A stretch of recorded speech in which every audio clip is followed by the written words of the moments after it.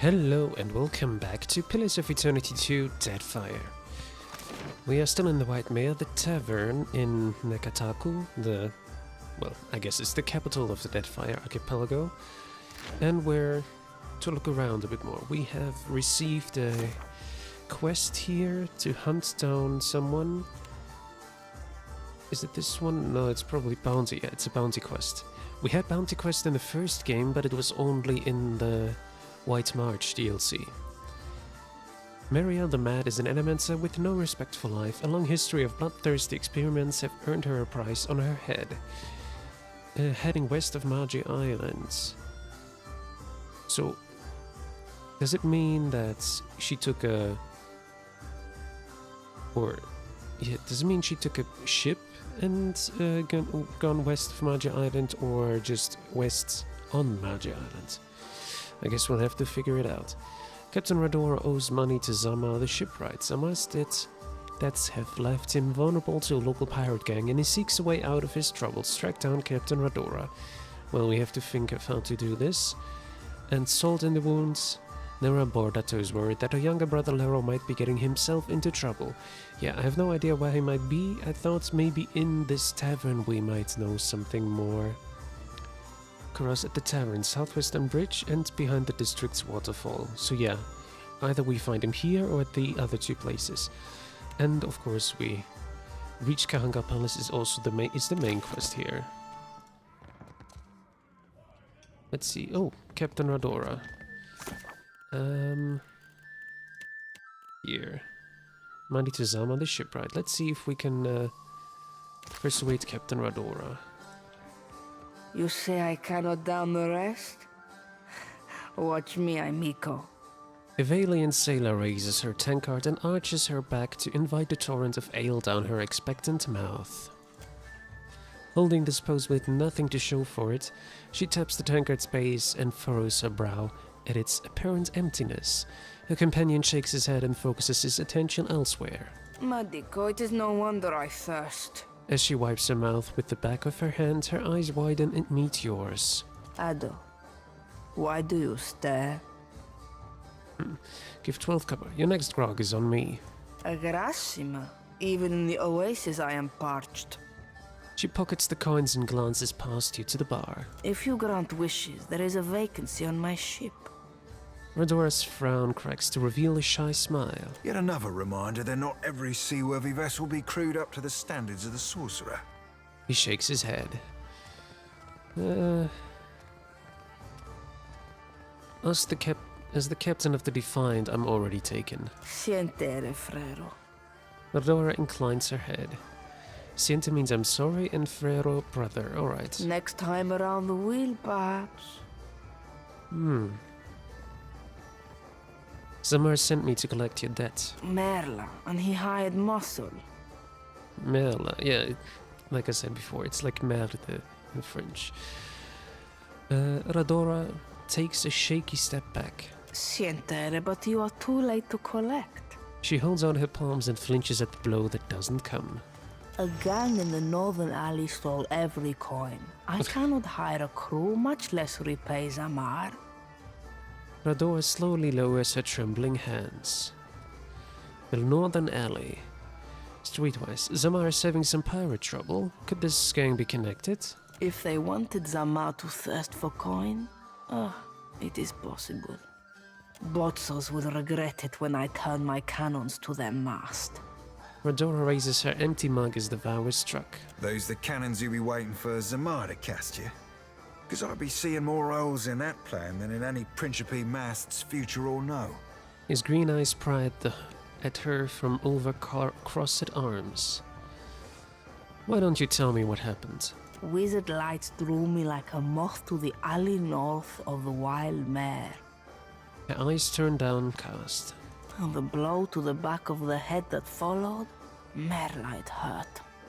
She touches the spot behind her ear and hisses. Then a wolf sat on my chest while a group of thugs went through my pockets. A wolf? It growled like a thunderstorm and drooled on my uniform. Radora pats a stain on her shoulder. I stumbled back here and Traded all I had left for the comforts of the mare. Sounds like my Kroll is with this gang. Farewell. When you got their leader, tell them Radora sent you. She raises her mug and winks. It might be possible that she was lying, but she's drunk, so I'm not sure if she could be lying at all. Well, let me see around more. Khan, another one with a name. A young woman lingers near the stage with a mug of ale clutched tight in her hands. Though she shows no interest in the dancers, the bags beneath her eyes speak to many long nights spent drinking in the tavern. She looks lazily about the room until her gaze alights on you with interest. Have you seen an old elf hanging around here lately? Dresses funny, probably drunker than an eel in a barrel of mead. I could lie to her if I wanted to. Oh, can't say I have. Andra's crushing void, I thought as much. She sighs heavily and pinches the bridge of her nose. Listen, the guy I'm looking for owes me a lot of money. 5,000 coppers. You help me find him, and I'll give you 20%. 20%, but I'll be doing all the work. Fine, Andra's great sagging tits, fine. You can have 40% and rights to whatever baubles Oswald has on him. Diplomacy. I don't strap on my adventuring boots for less than half, lady. How about this? I give you 60% and we never discuss this again. She lets out a tremendous sigh. Alright, who owes you money? The drunk old goat I was pestering you about, Oswald. Like the credulous fool I am, I gave him a loan and he ran off before paying me back. Khan looks at you expectantly. Deal. Haggling for the fun of it not keeping you busy enough? She winks. The man I'm looking for, Oswald, was especially fond of one of the courtesans upstairs, Aloth. Maybe you can get more out of her than I can. She refuses to speak to me, the snippy little cur. Have you tried to be nice? She wasn't receptive to my particular charms. Let's see you do better. Maybe you can get more out of her than I can. She refuses to speak to me, the snippy little cur. I've got a few questions for you first. What do you want to know? Who are you exactly? I was hoping you wouldn't ask me that. But hey, what the hell? She rakes an impatient hand through her dirty hair. Hell is a colloquial term used for the beyond in Adir, the Deerwood and Gridseras. Okay, nice that they have hell here as I'm well. one of the countless minor nobles that litter the Deerwooden countryside. You know Admeth Hadret, hero of the War of Defiance? He's my great whatever. So, what's the problem with that? When people find out, they start doing weird shit. Calling me lady, opening doors for me, buying me drinks. Really, the title is a mockery. It means nothing to me. And what's your history with Oswald? She groans theatrically, like she can't bear to recount the tale. The man's a family friend. Has been for... must be 4 generations now. The perk of being an elf, eh? And what does Oswald owe you money for? She stares into the depths of her mug and sighs. It's my fault, really. I should have known better than to believe that damned old drunk knew what he was doing. Man's a wizard. You understand, and a tinkerer. He convinced himself and me he could, with enough luminous adra, create a device that would add years to one's life. Must have been a crock of shit, because one day he up and ran without a word of explanation or apology. I thought I knew him better than that. Alright, I'll try to look for him. Alright, since that's everything here, I guess we go upstairs and talk to that courtesan of his. Oh, this is not stealing? Let's take a look. Well, if something's not stealing, then I'm happy to take it. Alright, let's go upstairs. Actually, we could be a bit faster. Alright. We have Emir here. Looks like and a courtesan. what do we have here? And there's something behind the pillows. Huana Charm Belt. Plus 15% stride and plus 1 survival. Alright. We put that here for a second. What was this here? Principe clothing. Oh yeah, I wanted to keep that in case I need it. Here, I don't have a belt. I do have a belt. With Gaun's Pledge, which heals me. For survival, I could give it to him. Oh no, wait. That was a ring, not a belt. I'll take the belt then. You can't see it though. Anyways. Let's talk to Ymir. See something you like? The dancer turns to greet you, a coy smile tugging at his lips. He's short for an elf, but no less graceful for his lacking height. His long face and dark eyes lend him a solemn air, but any hint of gloom is chased away by the wash of color in his cheeks. Aloth! This is the last place I expected to see you. What? Have your interests changed so much since our time at Bragan Hill? You know each other. That's interesting. A grin lights up Ymir's face. He fidgets with his hair self-consciously, smoothing it down where it's been mussed. No, I still enjoy tile puzzles and deflecting personal questions. Anyway, what are you doing here? He looks away as though he's trying to ignore Ymir's eager gaze. Light-hearted. Idea points affably in approval. Light-hearted. All of them light-hearted. Seraphin strokes his braided beard beneath a quiet smirk. Jyoti lifts her chin in interest. I could ask the same of you. He laughs slightly, a hand over his mouth. I make my own hours, meet fascinating people, and the coin's nothing to sneer at. Better than stuffy old books and unflattering robes. He casts a critical eye over Aloth's outfit. He opens his mouth to speak, but decides better of it. Introduce me to your handsome friend, Aloth. This is Ymir, an old friend from my academy days. A pleasure to meet you. It's good to see you again, Aloth. Anyway, I should get back to it. Be well. He smiles warmly at Aloth, blush coloring the tips of his ears. It was lovely seeing you. He catches himself looking panicked. Perhaps lovely is too strong a word. I meant pleasant. Perfectly agreeable. He looks at you chagrined. Oh yeah, Aloth. I can see where I may have confused the poor fellow in our academy days. Okay. It was a right fierce labour getting the lad to finger any flesh that weren't covering his spelly books. Sylvia growls, what the heck?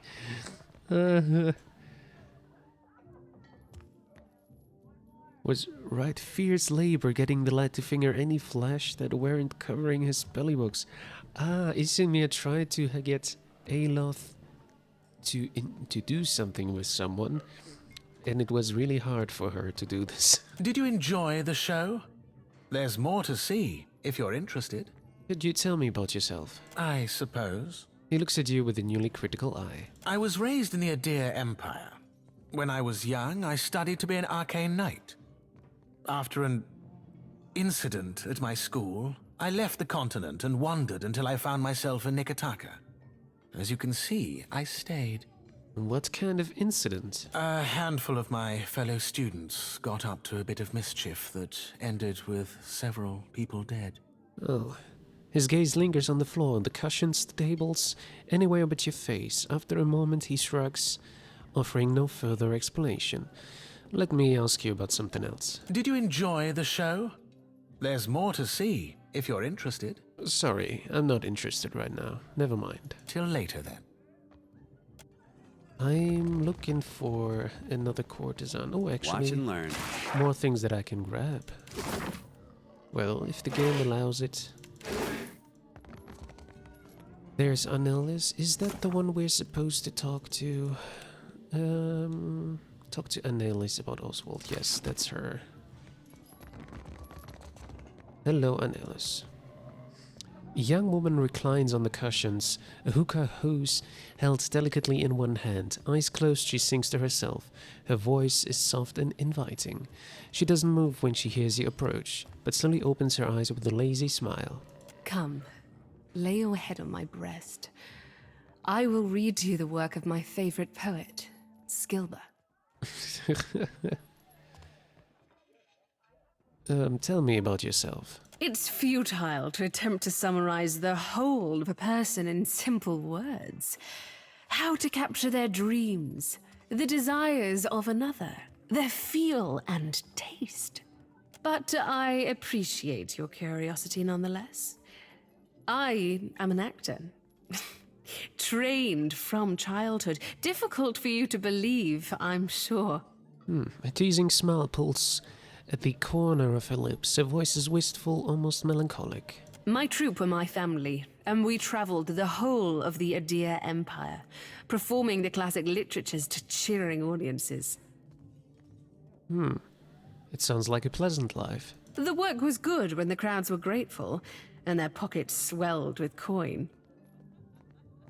She gives you a pained smile and looks away. Worldly and worldly, Seraphin strokes his braided beard beneath a quiet smirk. Thoughtful, Jyoti rubs a knuckle along the edge of her jaw. I found a more dependable application of my talents here. To touch the hearts of others with my voice. I could not give that up. Have you come to hear some verse? Khan's looking for someone named Oswald. Does that sound familiar? I'm sure I don't know who you're talking about. Now please leave. She gestures towards her door and makes a shooing move. I could use diplomacy or insight. I think I want to use insight because I've used diplomacy already before. It's clear you care quite a bit of him. Let me help. She chews on a knuckle, brow furrowed, deciding whether she should trust you. Then she sighs heavily and gives you a sheepish smile. Oswald has visited oft of late. He's a sentimental old man, and he longs for the words of our homeland, Adir. I would often read the old epics to him in their original Eldadiran. Her eyes gain a distant, unfocused look, and a wistful smile spreads across her face. He's grown paranoid recently, however, always muttering about the shadows following him and other such nonsense. It was quite unnerving, frankly.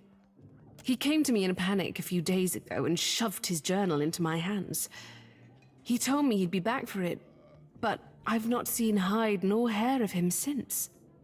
I wonder, perhaps his journal would help you find him. Here, take this key. You'll find the journal in my armoire. You've gained an item, an Alice key. The item was put into your stash. Alright, is that it? Yes, it is. Consider it done. And we have Adir clothing. I want to see if that looks good on me. And obviously the Oswald's journal. Godandak. This afternoon, I walked the streets of Nekataka and felt an unusual spring in my step. I cannot be sure if it is the fine weather of the archipelago, or my great distance from the Adir woods and the blasted Goose and Fox Inn that has gifted me this buoyancy of spirits, but I am grateful nonetheless. I have seen no sign of the girl, Hylia be praised. God's willing I have slipped her nets at last. Mekwinsdak. The shadows are strange here, seeming to move of their own accord. As I passed from Queen's Birth to Periki's Overlook this morning, I could have sworn I saw one turn to face me, then another. I fled the area as quickly as I could, and as far as I can tell, I was not followed. I have many enemies, as any man of a roguish, adventurous mien should, though none have caused the search for me here. I know these shadows must be but a trick of the mind, but still I am uneasy. The next entry is written in a shaky wild hand, clearly penned in great haste. Riddlingsdag. As I put me down to bed this evening, I heard a faint whispering beneath my window. I always leave it open to better catch the breeze, and thanks be to Hylia for it, or I might have been none the wiser. However, when I went to investigate, no one was there, and yet I know I heard voices. I may be old, perhaps even paranoid, but I am not crazy. I must leave this place with all haste. Gods protect me in my flight. On the next and final page of the journal is the symbol of Whitaker, a broken crown scrawled in a deep red ink. Alright. Whitaker is our... Well, it's... I think... Wasn't Whitaker the one that Theos helped in the first game? I believe so. Maybe I'm wrong. Well, let's take it. Give Oswald's journal to Khan. Yes, give me a second. I want to check out this. Holy hell, this looks weird. I'm sorry. No. Not going to wear it. Can I not just put it into my stash somewhere? I don't know. here. Alright. Okay, let's go downstairs and give... Oh, there's a balcony.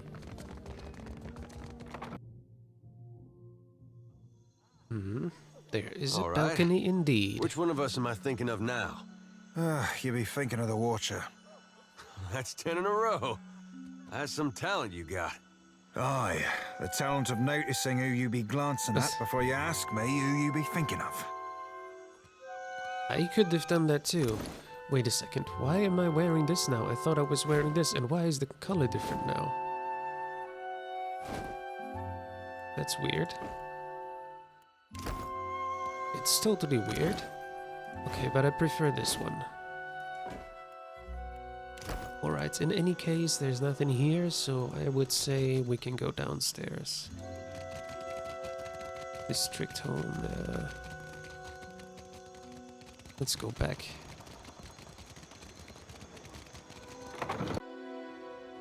And we have to give it to...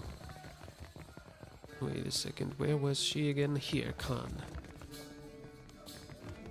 Have you got any leads on that mad old goat yet? Here's the journal. Khan flips through Oswald's journal, then stops and looks up at you, eyes wide. Someone has hastily scrawled the broken crown symbol of Whitaker across the last page. Khan mutters to herself. She traces the symbol with her finger and frowns. You have lost an item? Yeah, of course. Oh, Oswald, you've really stepped in it now, haven't you? Getting mixed up with Woodikins? You damned old fool. She shakes her head sadly and closes the journal with a snap. Where could they have taken him? She chews on her lower lip with uneven teeth and mutters to herself. What is this? Deadfire Archipelago? Or survival? Let's use the Deadfire Archipelago. There are countless little bolt holes scattered through the islands. Can you narrow it down? Not really. To be honest, I spent most of the trip out from Defiance Bay, bent over the bulwark, giving Andra a taste of my innards. I hate boats. You and me both? No, I don't say that. Damn, if only I could find that captain who gave us passage to the Deadfire. Bet he'd know. Wait a tick. She blinks, remembering. When our ship neared Nekataka, the bosun told me about a weird temple on an island in the Karatapu Channel, southwest of the city. She wouldn't tell me what it was for, though. Got real spooked when I asked. Weird temple? Sign me up. Seems as good a place to start as any. Go take a look then, and let me know what you find. She marks the location on your map with a flourish. With any luck, you'll catch the old goat there in one piece, and we'll both leave here with some weight in our purse. Anyways, we have this new quest then. I mean, it's not new, but you know what I mean. We have an update. Let's get out of here. Alright then, where haven't we been yet? We haven't been here in the trading company headquarters. We haven't been in the Peddler's Kennel. Road South, Cobbler. Everything else we have seen, I believe. Oh no, yeah, we haven't been in the estate yet. And then the back alley, dockside armor. Okay, but let's go to the Valiant Trading Company first. Merla, how is every ship hunter taken? Anya. We will talk to her as well. Wait a second. Final Journal of Jonas, my son. Tomorrow I become the effigy. Tomorrow I become Skane's embodiment on Era. Tomorrow my master chokes on his own whip. Wait a second. This sounds like a book that we read in the first game. For months, we met by secret conclave to plot our landlord's demise, all the while working the fields as if our hearts were content. Skane teaches us to plot with the mind, while keeping one's face impassive, inscrutable. Fair fights are for those with armies. The quiet slave is our whetstone, our focus. In his worship, our cause finds focus, clarity, and possibility. Tomorrow, my master chokes on his own whip. By the time you read this, I will be dead. I pray Skane does not abandon me for speaking of my plotting, but a son deserves to know how his father died, for I have volunteered to be the effigy. Skane will inhabit my body, using this old farmer's simple flesh as a puppet of godly rage. I have been shaved on and anointed tomorrow morning. I will be a father in name only, as my manhood will be removed. my nose and ears removed, and my useless mortal eyes will be replaced with flintstones through which Skane might see the world.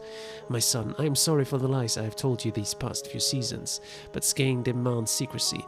Even your mother knows nothing of my furtive service to the quiet slave. Curse my name if you must, but never weep for me, for I die for the betterment of our community, to smite Aloth's corruption from the face of Aurora. Tomorrow my master chokes on his own whip, for tomorrow I become the effigy. Let's talk to Anya.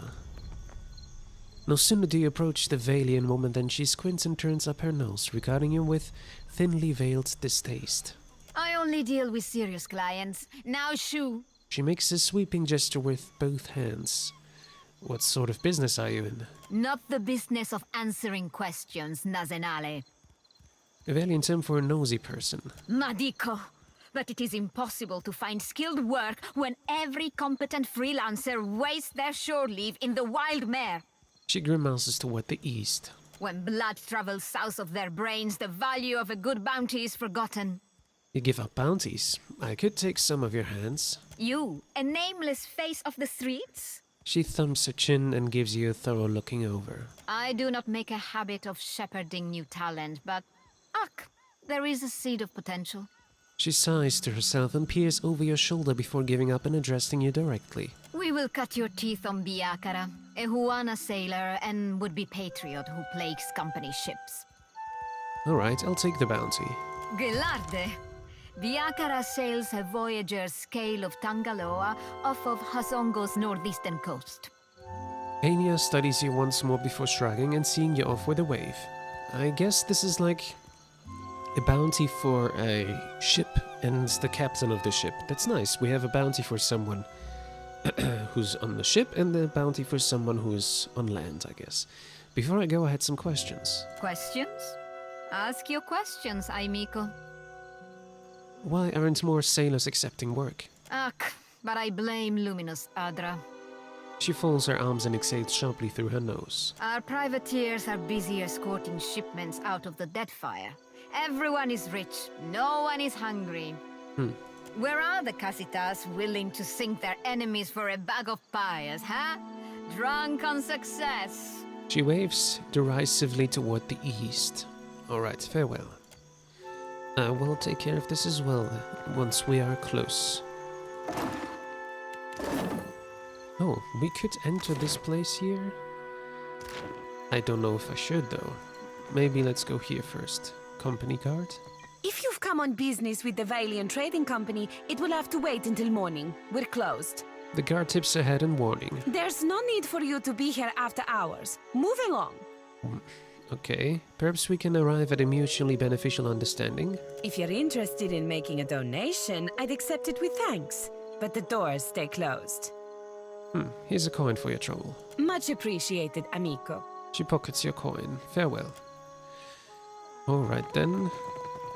Just one coin, that's not a big deal. Giant? One of the Rathun? No, much bigger. Such is the rumor. Sounds like sailor tales to me. Nah, they can't talk to me. Okay, this would go just to the next area, I guess. Unless there's someone here. Oh, I wasn't expecting that. That's just imps. Alright, Bear, you go on this one. Adair, you go on this one. With knockdown. I will use this on here and this one plus... No. Plus this one afterwards here. And the rest of them, like, apart from you, you, and you. Okay, you know what? Seraphin, you go for this one. And Aloth, you help us with this one. Another attack, Cap. I'll teach you a lesson! That must hurt. Nice. That wasn't a big deal. Yeah, I wasn't expecting that, but okay. Just a very easy fight that was. Alright, let's get back. Should I go and take a look inside of there? Because I think maybe that could be interesting. However, we're going to do this in the next episode because we reached 30 minutes of recording time. So thank you for watching, and I hope to see you in the next episode of Pillars of Eternity 2, Deadfire. Until then, bye bye.